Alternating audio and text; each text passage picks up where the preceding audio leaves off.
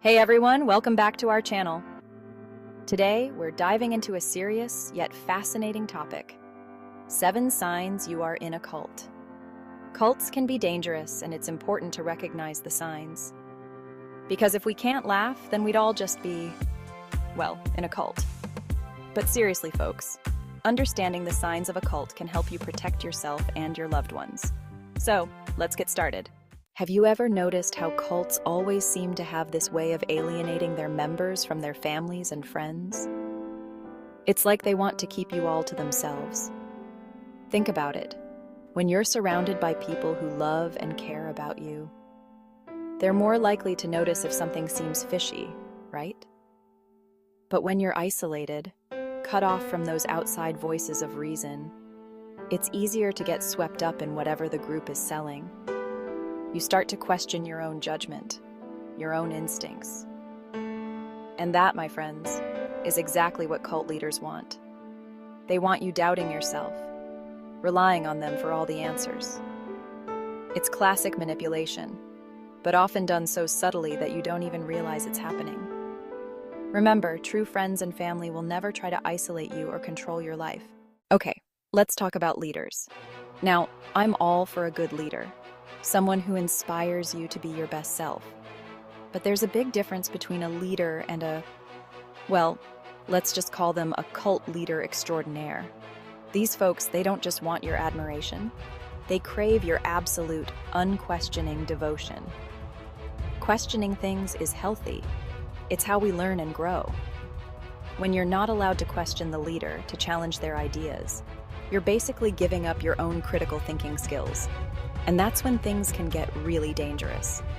So remember, a true leader will encourage you to think for yourself, to question, to debate. They won't demand blind faith, because they'll be too busy actually leading with integrity and compassion. Okay, let's talk about mind-altering practices. I'm talking about the techniques that cults use to break down your critical thinking and make you more susceptible to their message. Things like sleep deprivation, chanting, intense meditation, even drug use. But when these practices are used in a manipulative way to weaken your resistance and make you more dependent on the group, that's when it becomes a problem. Think about it. When you're exhausted, hungry, and your head is spinning from hours of chanting, you're not exactly in the best position to make rational decisions, are you? Chapter 4. Exploitation is rampant. Let's be honest, folks, most cults aren't built on love and light. They're built on something much less glamorous: exploitation. That's right, cults are in the business of taking advantage of people, plain and simple. Sometimes it's financial exploitation. You hand over all your money, your possessions, your entire life savings, all in the name of some higher purpose. Other times it's emotional exploitation. They break you down, make you feel worthless, then tell you that they're the only ones who truly understand you. Cults thrive on control, and what better way to control someone than to take away their resources, their sense of self-worth, their very autonomy? But remember, you are worthy of love, respect, and dignity. Chapter 5. Us versus them.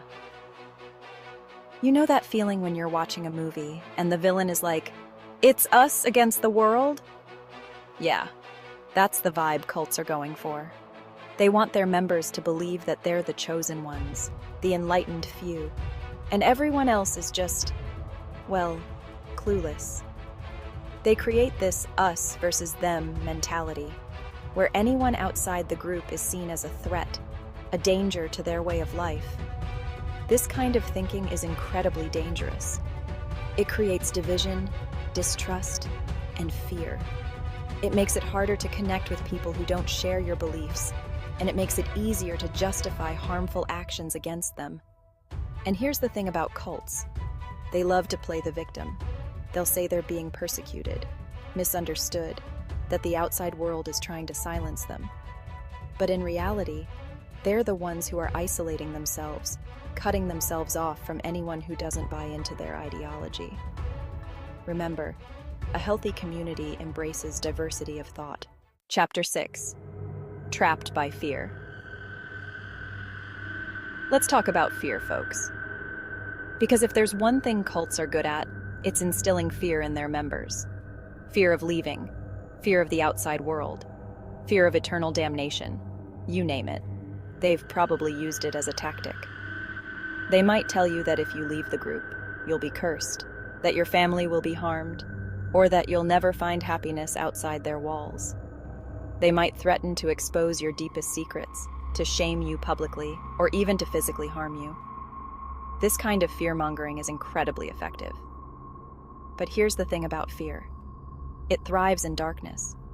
When you shine a light on it, it starts to lose its power. Chapter 7. Absolute Truth Claims. Here's a fun fact about cults.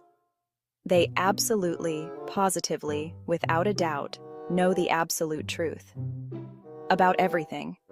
They have all the answers, and anyone who dares to question their dogma is labeled a heretic, a non-believer, a troublemaker. Now, I don't know about you, but I'm still trying to figure out how to fold a fitted sheet. When a group claims to have a monopoly on truth, when they discourage critical thinking and independent thought, that's a big red flag, my friends. Remember, the truth doesn't need to be defended with threats or intimidation. It can stand on its own 2 feet. Outro. Stay safe, stay informed. Thanks for watching. Stay safe and stay informed. And remember, if you or someone you know is caught in the clutches of a cult, there is help available. Don't be afraid to reach out to a trusted friend, family member, or professional organization for support.